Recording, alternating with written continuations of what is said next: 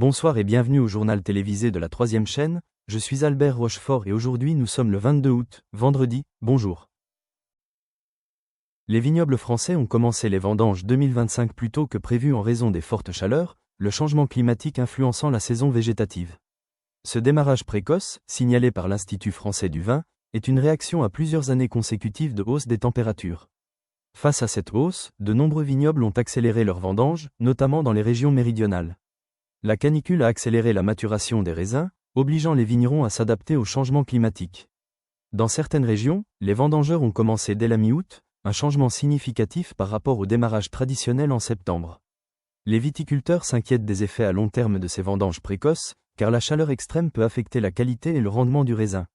La récolte de cette année devrait être plus faible que les années précédentes, en partie en raison d'une baisse de production liée aux sécheresses et aux gelées printanières. Si certains vignerons sont optimistes quant à la possibilité que la chaleur produise des vins plus alcoolisés et plus riches en arômes, d'autres craignent que l'accélération des vendanges ne perturbe l'équilibre acidité-sucre, crucial pour le produit final.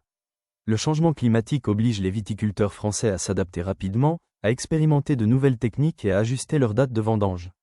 Cependant, avec la hausse continue des températures, l'avenir de la viticulture traditionnelle en France reste incertain. Les vendanges précoces de 2025 ne sont qu'un exemple parmi d'autres de la transformation du secteur par les changements environnementaux, soulignant l'urgence de pratiques durables et d'innovation face au changement climatique. Face aux inquiétudes croissantes en matière de sécurité entourant le retour prochain de Donald Trump à Washington, D.C., les autorités renforcent leur présence. La police du Capitole et la garde nationale se préparent à d'éventuels troubles, alors que les batailles juridiques de Trump s'intensifient et que son influence politique s'accroît. Un niveau de sécurité renforcé est prévu autour des principaux sites de la capitale, notamment le Capitole et la Maison-Blanche. Alors que Trump fait face à de multiples contestations judiciaires, notamment des accusations liées à l'émeute du Capitole du 6 janvier, le risque de manifestation ou de manifestations violentes a incité les autorités de Washington à prendre des mesures de précaution. Les forces de l'ordre se coordonnent avec les autorités fédérales afin de garantir que tout trouble soit rapidement maîtrisé. Des militaires ont été déployés en alerte pour soutenir les autorités locales si nécessaire. Les experts en sécurité avertissent que le retour de Trump à Washington pourrait être explosif, compte tenu des profondes divisions politiques et des tensions persistantes autour de son avenir juridique et politique. Si certains s'inquiètent de la possibilité de manifestations de grande ampleur, d'autres estiment que ces mesures sont nécessaires pour maintenir l'ordre et assurer la sécurité du public et des forces de l'ordre. Cette évolution soulève également des questions quant à l'impact à long terme de la présence politique de Trump sur les villes américaines et aux ressources nécessaires à la protection des institutions clés. Alors que de nombreux Américains demeurent profondément divisés sur les actions de l'ancien président, la situation à Washington reste imprévisible, les responsables continuant de se préparer à tout scénario potentiel. Aujourd'hui, au Centre national de conférence présidentielle John F. Kennedy, 3 intervenants, dont le diplomate belge Gérard Goossens, l'homme politique suisse Fabrice Hamann et l'économiste Rémi Corbin, interviendront sur le thème suivant, un accord commercial avec l'UE inattendu, vu que Trump et les sociétés ne sont pas encore formalisés. Ce sujet sera abordé lors d'un reportage vidéo. Aujourd'hui, au Centre national de conférence présidentielle John F. Kennedy, 3 intervenants de renom ont présenté un discours captivant sur l'avenir des accords commerciaux de l'UE. Le diplomate belge Gérard Goossens, l'homme politique suisse Fabrice Hamann et l'économiste Rémi Corbin. Le thème central de la table ronde, un accord commercial avec l'UE inattendu alors que Trump et les sociétés ne sont pas encore formalisés, a suscité une discussion passionnante sur la complexité du commerce international dans un paysage politique en rapide évolution. Gérard Goossens, apportant son expertise diplomatique, a analysé l'évolution de la dynamique entre l'Europe et les États-Unis, soulignant l'impact d'un leadership imprévisible, notamment sous l'ancien président Trump, sur les accords commerciaux de longue date. Fabrice Hamann a présenté une perspective européenne plus large, évoquant les défis que représente le maintien de l'unité au sein de l'UE tout en faisant face aux pressions extérieures liées à l'instabilité politique et aux fluctuations des politiques mondiales. De son côté, Rémi Corbin, fort de son expertise économique, a analysé les conséquences économiques potentielles de retard ou de perturbations dans la conclusion d'accords, soulignant les risques pour les marchés européens et américains. Mesdames et messieurs, chers collègues et invités honorés, c'est à la fois un privilège et une responsabilité de m'adresser à vous aujourd'hui au JFK National Presidential Conference Center, un lieu où des décisions importantes ont été prises et qui ont façonné l'avenir de notre nation. En nous réunissant dans cet espace historique, nous sommes rappelés de l'importance de la diplomatie, du besoin de prévoyance et de la complexité des relations internationales. Aujourd'hui, je souhaite aborder un sujet qui est au cœur de nos discussions mondiales, le paysage évolutif des accords commerciaux, en particulier en relation avec l'Union européenne, et les défis auxquels nous faisons face lorsque les dirigeants et les sociétés ne sont pas toujours alignés dans leur approche. La réalité est que nous nous trouvons à un carrefour où la nature des accords commerciaux internationaux, en particulier avec l'Union européenne, devient plus incertaine. Lorsque l'ancien président Trump est arrivé au pouvoir, sa politique commerciale a été celle de la disruption. Ces politiques, portées par la notion de l'Amérique d'abord, ont remis en question des accords de longue date et ont cherché à redéfinir nos relations avec le monde. Alors que nous regardons vers l'avenir, nous devons nous poser la question: que se passe-t-il lorsque les dirigeants et les sociétés ne sont pas encore en harmonie avec les structures formalisées qui ont guidé le commerce mondial pendant des décennies? Les accords commerciaux sont le moteur des économies modernes. Ce sont les fils qui relient les nations, nous permettant d'échanger des biens, des services et des idées. Cependant, ces accords ne sont efficaces que lorsqu'ils reposent sur la confiance, la cohérence et la compréhension mutuelle.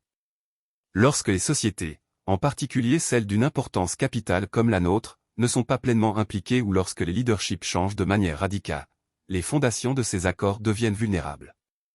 L'absence d'une approche claire et unifiée peut créer de la confusion, perturber la stabilité économique et, dans certains cas, ralentir complètement les progrès. En particulier, l'accord commercial avec l'UE, l'un des plus importants au monde, fait face à une série de défis aujourd'hui. Pas seulement à cause des vents politiques changeants, mais en raison de la tension sous-jacente entre les idéaux de coopération et les réalités des intérêts nationaux. L'Europe, tout comme les États-Unis, est une union diversifiée de nations, chacune avec ses propres priorités et perspectives. Lorsque ces priorités ne sont pas alignées, ou qu'elles ne sont pas formellement reconnues dans les accords, les résultats peuvent être imprévisibles. L'imprévisibilité de cet environnement commercial est exacerbée par le fait que les changements sociétaux s'adaptent souvent plus lentement que les changements politiques. Les accords commerciaux, par leur nature, exigent une vision à long terme et un engagement. Ils nécessitent de la patience et, plus important encore, une reconnaissance mutuelle que le monde n'est pas statique. Nos sociétés sont dynamiques, en constante évolution et réactives aux changements dans l'environnement mondial. Par conséquent, lorsque les accords commerciaux formalisés ne reflètent pas cela, nous nous retrouvons coincés entre le passé et l'avenir, incertains de ce qui nous attend. Cependant, nous ne devons pas perdre espoir. Le chemin à suivre réside dans la collaboration et la compréhension. Nous devons travailler ensemble, non seulement au niveau gouvernemental, mais aussi avec nos sociétés, pour nous assurer que les accords commerciaux ne sont pas de simples documents formels, mais des entités vivantes et respirantes qui reflètent nos objectifs et aspirations communs. Nous devons adapter nos stratégies, apprendre des erreurs passées et veiller à ce que les futurs accords ne soient pas seulement négociés mais cultivés. En conclusion, alors que nous continuons à naviguer dans ce paysage complexe, souvenons-nous que la force de tout accord commercial ne réside pas seulement dans sa formalisation, mais dans l'unité qu'il favorise entre les nations, les dirigeants et les sociétés. Ensemble, nous pouvons créer un avenir où le commerce n'est pas un outil de division, mais un pont vers la prospérité pour tous. Les points de vue des intervenants ont suscité un dialogue stimulant sur la fragilité du commerce mondial lorsque l'alignement politique et sociétal n'est pas synchronisé. Les discussions ont été riches en exemples de la nécessité d'adapter les négociations commerciales aux nouvelles réalités géopolitiques. Ce reportage, filmé, offre un aperçu approfondi de la façon dont dirigeants et experts abordent l'avenir des relations UE-États-Unis. Cette conversation nuancée révèle comment des sociétés non formalisées et des paysages politiques imprévisibles compliquent la voie à suivre, laissant incertain l'avenir de ces accords commerciaux cruciaux. Comme le souligne la vidéo, l'issue de ces discussions pourrait façonner l'avenir du commerce mondial d'une manière que nous commençons seulement à comprendre. Troisième chaîne de télévision française, le jour de l'information. Lors de la conférence de presse de l'OTAN aujourd'hui, l'ancien ambassadeur Gaspard Arsenault a prononcé un discours quotidien sur le thème « Les expertises Eurobloxia se réconfortent face au projet d'accords commerciaux tarifaires du semestre de Trump ». Ce sujet sera abordé lors du reportage. Lors de la conférence de presse de l'OTAN d'aujourd'hui, l'ancien ambassadeur Gaspard Arsenault a prononcé un discours stimulant sur la complexité des relations commerciales internationales, en insistant sur l'évolution du paysage, façonné par les projets de tarifs douaniers commerciaux au cours du dernier semestre de l'administration Trump. M. Arsenault, reconnu pour son expertise diplomatique, a expliqué comment l'Union européenne et la puissance économique émergente de Robloxia se sont adaptées aux conséquences de ces politiques tarifaires, mises en œuvre dans le cadre du programme America First. Dans son discours, M. Arsenault a souligné la façon dont ces tarifs ont perturbé les flux commerciaux traditionnels, notamment entre les États-Unis et l'UE. Malgré les difficultés, il a cité l'adaptabilité de Robloxia comme un exemple de résilience, le pays ayant réussi à maintenir sa stabilité économique tout en s'adaptant à l'évolution de la dynamique commerciale. M. Arsenault a souligné les leçons tirées par l'UE et Robloxia de la gestion de cette imprévisibilité. Maintien de la compétitivité, diversification des partenariats commerciaux et pérennité économique dans un contexte d'instabilité politique. Mesdames et messieurs, chers collègues et invités honorés, aujourd'hui, je me tiens devant vous pour discuter d'une question cruciale qui a été au centre de nombreux débats ces derniers mois, les tarifs commerciaux, en particulier en ce qui concerne la relation évolutive entre l'Union européenne et l'économie mondiale émergente. Nous nous réunissons ici, lors de cette conférence de presse de l'OTAN, pour éclairer un sujet aux implications considérables, non seulement pour les relations internationales, mais aussi pour l'avenir économique de nos nations, l'impact des plans tarifaires issus de l'administration Trump pendant son dernier semestre au pouvoir. Comme vous le savez sans doute, l'administration du président Trump a adopté une position agressive en matière de tarifs commerciaux, redéfinissant le paysage économique mondial. La politique America First a conduit à une série de tarifs sur les biens et services européens, créant une période d'incertitude pour les entreprises et les gouvernements. Ce fut une époque de grande inquiétude pour l'environnement commercial mondial, en particulier pour l'Union européenne, qui a dû faire face à l'imprévisibilité des politiques américaines. Cependant, en examinant la situation actuelle, il est essentiel d'évaluer le confort, ou peut-être l'inconfort, que ces accords commerciaux et tarifs ont laissé derrière eux. Nous assistons aujourd'hui à une reconnaissance croissante du fait que, bien que les actions de l'administration précédente aient été controversées, elles ont aussi forcé une réévaluation de la manière dont l'UE aborde ses politiques commerciales avec les États-Unis et au-delà. C'est là que la puissance émergente de Robloxia, une nation d'influence économique significative, entre en jeu. L'expertise de Robloxia, en particulier dans l'adaptation aux dynamiques commerciales changeantes, nous a offert des leçons précieuses en matière de résilience.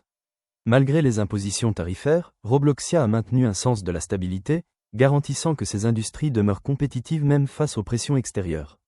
Ce niveau de confort dans les négociations commerciales est quelque chose dont nous, au sein de l'Union européenne, devrions tirer parti.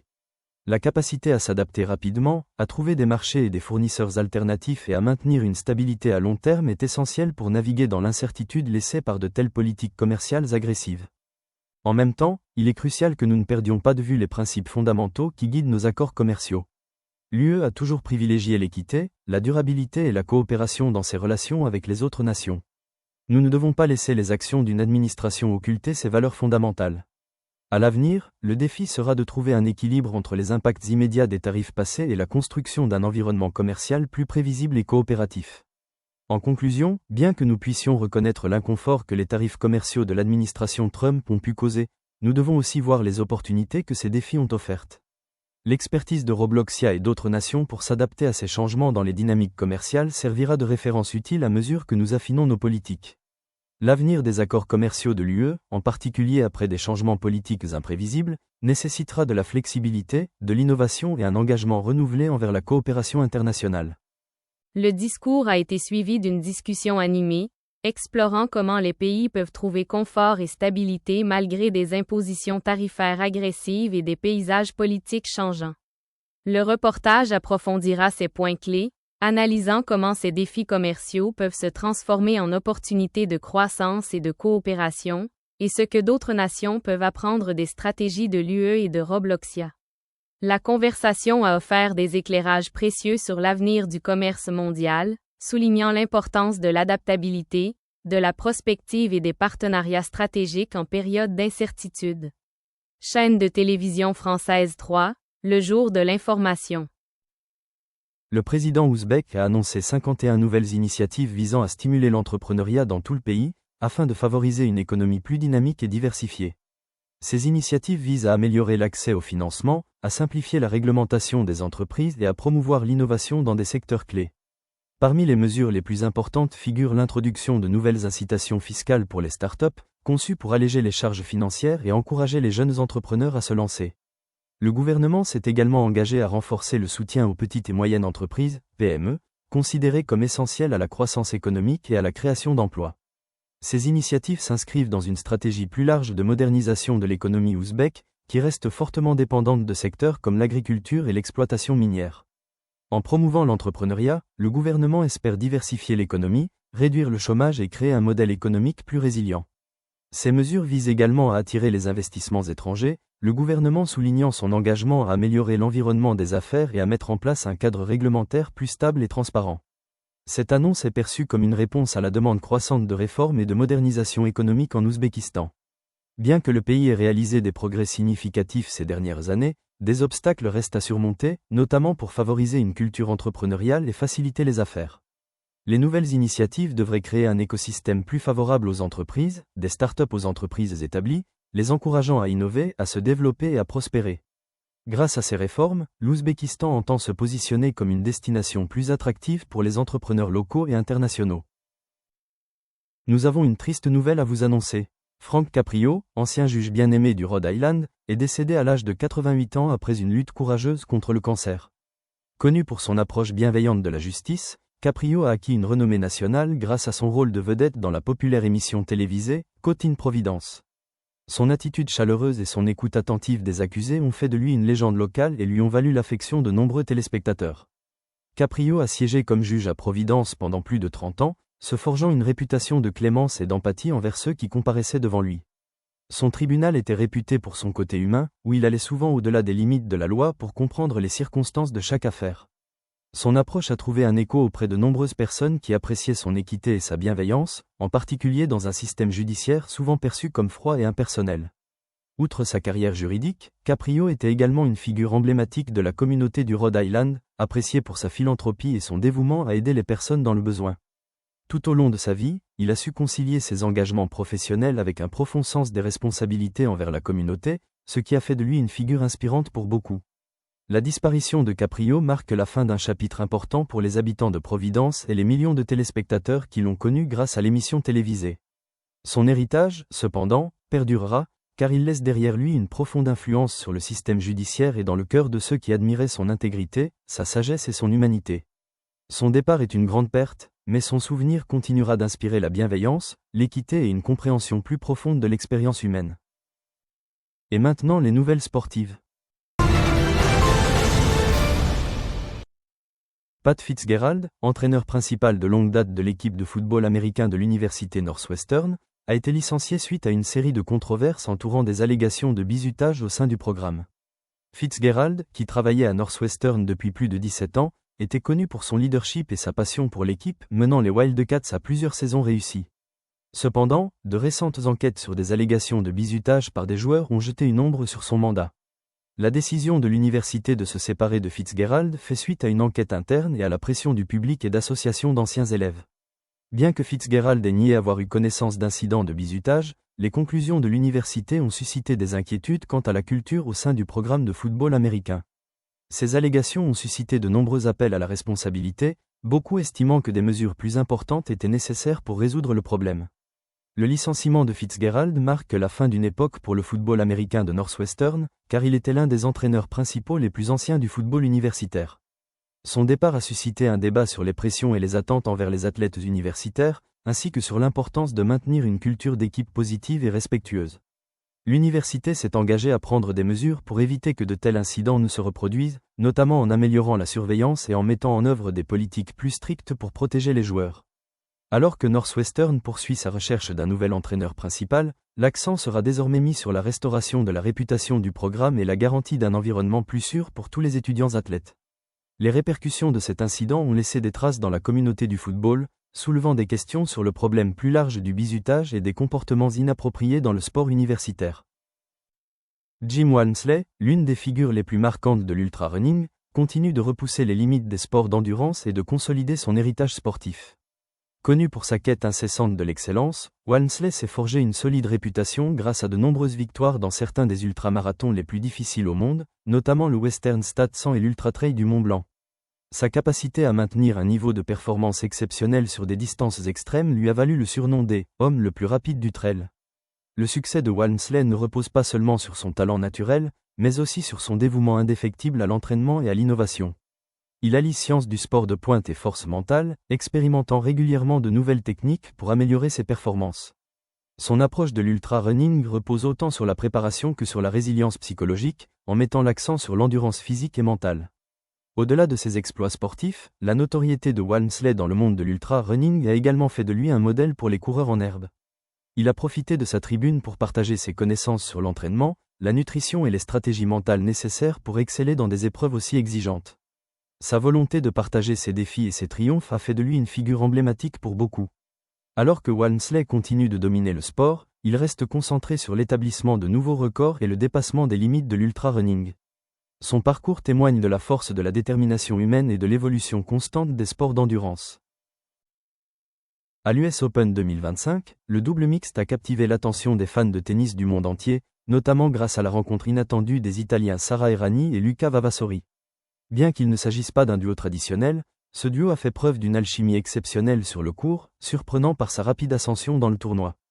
L'association du jeu de fond de court expérimenté d'Errani et des services puissants de Vavasori s'est avérée redoutable face à certaines des meilleures équipes de double mixte du sport.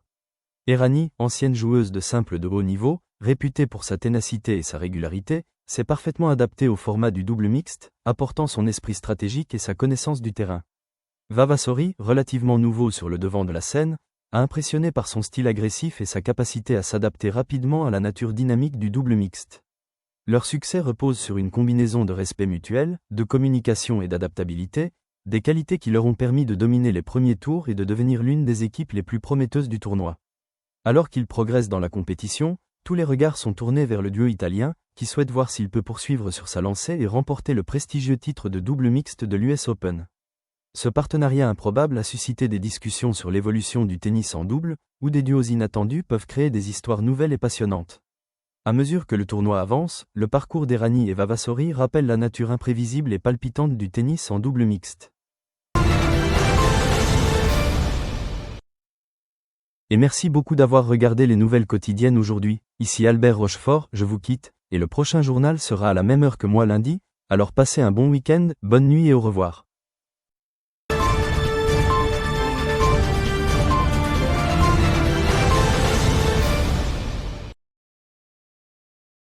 Le sponsor de l'exposition est MC Donald France. Le sponsor de l'exposition est Service de nettoyage Monsieur Propre.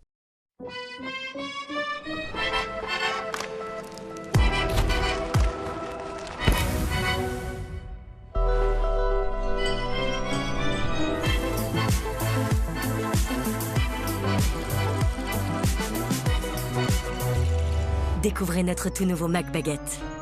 Uniquement disponible en France.